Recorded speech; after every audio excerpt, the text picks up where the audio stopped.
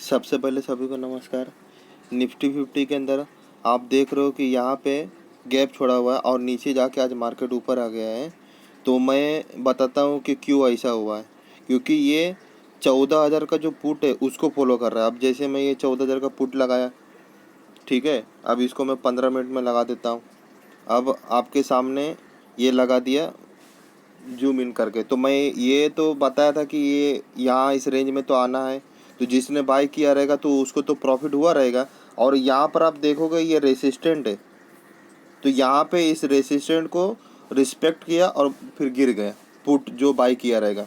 तो इसको मैं यही देखा कि 14,000 को ये ऑपरेटर लोग फॉलो कर रहा है। तो आप देखोगे तो 14,000 का जो चार्ट है पुट वाला, वो एकदम बराबर मैच खा रहा है। तो इसीलिए मैं बोला कि 14,000 का पुट यहाँ पर आएगा और उसके बाद प्रॉफिट होएगा, उसके बाद गिर जाएगा। तो अगर इसको रिस्पेक्ट नहीं करता तो, लेकिन रिस्पेक्ट किया और फिर गिर गया। आपको मालूम होगा सपोर्ट अगर और रेसिस्टेंट अगर पढ़ाई किए रहेंगे तो, कि अगर ये सपोर्ट अगर कोई टूटता है तो फिर रेसिस्टेंट बन जाता है। और यहाँ पर आप देखोगे घूम गया। तो इतना तक तो आना ही था मार्केट को। तो मार्केट को इतना आने के लिए कितना तक मार्केट को गिरना चाहिए था? तो आपके सामने कि इतना तक तो मार्केट को आना ही चाहिए था। मैं फिर से बता देता हूँ कि मार्केट यहाँ है जो ऊपर आया, ठीक है। तो 14,000 का जो पुट है वो बरोबर 80 रुपया या 85 तक आया। फिर मार्केट को इस रेंज में आएगा तभी 14,000 का पुट है जो 130 रुपये तक पहुँचेगा। यानी वो रेसिस्टेंट तक पहुँचेगा। उसके बाद ये जब ऊपर जाएगा तो वो गिरेगा। क्योंकि ये कॉल और जो पुट का गेम है वो आप लोग को थोड़ा डिफिकल्ट होगा समझने के लिए, लेकिन आप समझोगे तो समझ में आ जाएगा कि मार्केट ये ऊपर गया तो पुट वाला उल्टा चलता है। तो मार्केट इस दिशा में 14,350 गया, ठीक है।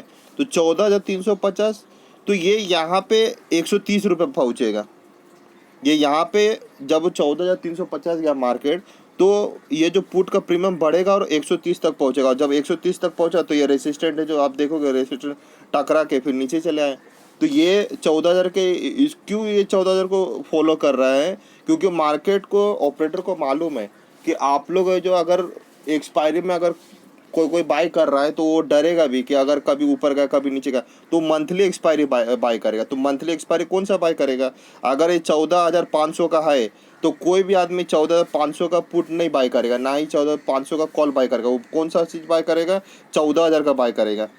क्योंकि वो 75-80 रुपये तक रिस्क ले सकता है। वो 300 रुपये का प्रीमियम रहेगा तो उतना रिस्क नहीं लेगा। तो इसके लिए वो मोहरा किसको बना रहा है? ये 14,000 पुट को मोहरा बना रहा है। तो इसलिए मैंने उस दिन बोला था कि ये यहाँ तक आएगा और उसके बाद प्रॉफिट होगा। ऊपर भी गया और उसके बाद फिर ये रेसिस्टेंट करके नीचे भी आया। अब ये वापस ये जो 50 के रेंज में अगर मिलता है तो आप बाय कर सकते हो, लेकिन रिस्क तो लेना ही होगा हर चीज़ के लिए। ऐसा कोई ये नहीं कि पक्का ही कोई चीज़ रहता है, क्योंकि ऑपरेटर कभी भी गेम खेल सकता है। तो रिस्क तो लेना ही होगा कि आपने बाय किया 50 रुपये से 40 रुपये के अंदर अंदर आपको प्रीमियम बाय करोगे तो एक परफेक्ट आ जाएगा। और मार्केट मेरे हिसाब से गिरना चाहिए, ठीक है। लेकिन अगर नहीं गिरता है, अगर ये यहाँ तक आता है तो भी कुछ बोल, असली जो इसका है 14,350 अगर तोड़ता है तो डाउन ट्रेंड होगा।